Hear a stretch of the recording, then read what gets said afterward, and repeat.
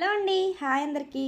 వర్షం పడుతున్న సాయంత్రం వేడి వేడి టీతో పాటు క్రిస్పీగా ఏదైనా తినాలి అనిపిస్తే మనకి గుర్తొచ్చేది ఉల్లి పకోడీ కదండి. చిన్నప్పుడు వర్షం పడితే అమ్మ కిచెన్లోంచి వచ్చే ఆ వాసన, స్టవ్ మీద నూనె చిటపటలాడే శబ్దము, కిచెన్ నిండా ఉల్లి పకోడీ సువాసన. ఈరోజు మనం ఆ జ్ఞాపకాలను మళ్ళీ గుర్తు చేసుకుంటూ అమ్మ స్టైల్లో కరకరలాడే ఉల్లి పకోడీ చేసేద్దాం పదండి. ముందుగా 4 ఉల్లిపాయలను సన్నగా తరిగేయండి. ఉల్లిపాయ ఎంత సన్నగా తరిగితే పకోడీ అంత క్రిస్పీగా వస్తుందండోయ్. ఉప్పు కలిపి చేతులతో ప్రేమగా నలపాలి. అవును, ప్రేమగానే. కొంచెం పసుపు కూడా వేయండి. ఉల్లిపాయల్లో ఈ విధంగా ఉప్పు వేసి నలిపితే దాని నుంచి వచ్చే సహజమైన నీరే మన పకోడీకి అసలైన మ్యాజిక్ అండి. దీంట్లోనే 3 పచ్చిమిరపకాయలు తరుక్కుని వేసుకోండి సన్నగా చిన్న ముక్కలుగా. అదేవిధంగా కొద్దిగా అల్లం కూడా వేసుకోండి. ఒక 2 స్పూన్స్ బియ్యం పిండి వేసినట్టయితే పకోడీలు మరింత క్రిస్పీగా వస్తాయి.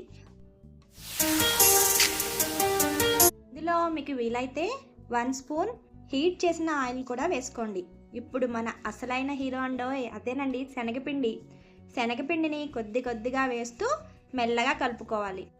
కొద్ది కొద్దిగా వాటర్ వేసుకోండి. ఎక్కువ వాటర్ వేయవలసిన అవసరం లేదు. ఉల్లి నుంచి వచ్చే వాటరే సరిపోతుంది. పకోడీలు క్రిస్పీగా రావాలంటే పిండి కొంచెం గట్టిగానే ఉండాలి. అలా గట్టిగా కలిపితేనే మనకి లోపల మెత్తగా బయట క్రిస్పీగా వస్తాయి అన్నమాట. ఇప్పుడు స్టవ్ మీద ఒక కడాయి పెట్టుకుని మధ్యస్థంగా వేడైన ఆయిల్లో చేతితో చిన్న చిన్నగా ఈ మిశ్రమాన్ని తీసుకుని నూనెలో వేయండి. చిటపటలాడే ఆ శబ్దము పకోడీ రెడీ అవుతున్న సౌండ్ మాట. 2-3 నిమిషాల తర్వాత మెల్లగా తిప్పండి. గోల్డెన్ బ్రౌన్ కలర్ వచ్చేసరికి తీసేయాలి. ఇప్పుడు టిష్యూ మీద వేసుకుంటే అదనపు నూనె కూడా వచ్చేస్తుంది.